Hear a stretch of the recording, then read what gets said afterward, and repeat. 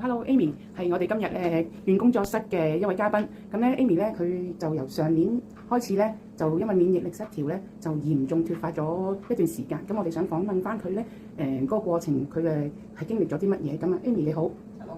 咁咧，我哋想請問你咧，係幾時開始發現自己有嚴重脫髮嘅咧？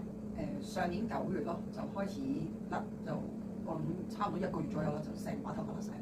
哇，咁都好嚴重喎！咁你係有睇過醫生嘅，咁但係醫生嘅回覆係話你有冇問題啊？即係其他身體上有冇話身體上有咩問題，定係咩原因導致佢有冇答你？驗過血啦，咁應該佢就睇過應該係免疫系統失調咯。咁嗱，我哋今日咧就好多謝你嚟到幫我哋員工作室做呢個訪問。咁我哋咧會同你做一個雙愛鼻涕嘅生髮療程。咁呢個療程裏邊咧我哋會希望盡快咧令到你嗰啲失去咗嘅頭髮、失去咗嘅髮量都盡快回復翻以前個水平，好嘛？多謝你先。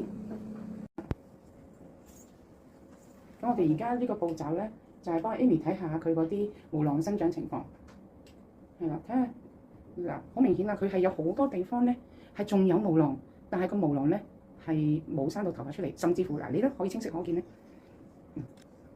咁你可以睇到嗱，其實咧而家啡色嗰一點嗰個地方咧就係個毛囊嚟嘅，咁但係冇頭髮生出嚟啦。咁有啲有頭髮生出嚟嘅地方咧，亦都每一個毛囊只係生咗一條頭髮嘅啫。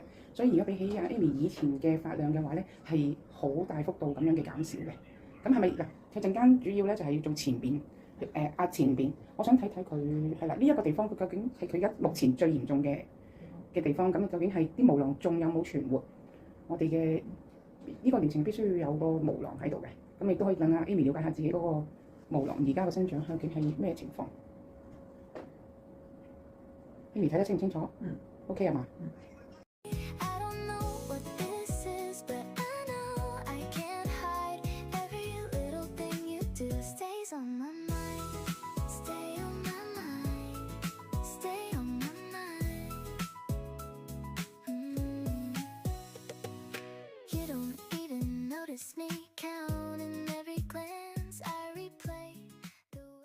我想問下 Amy， 你覺得成個過程嘅感受係點啊？即係會唔會有痛啊？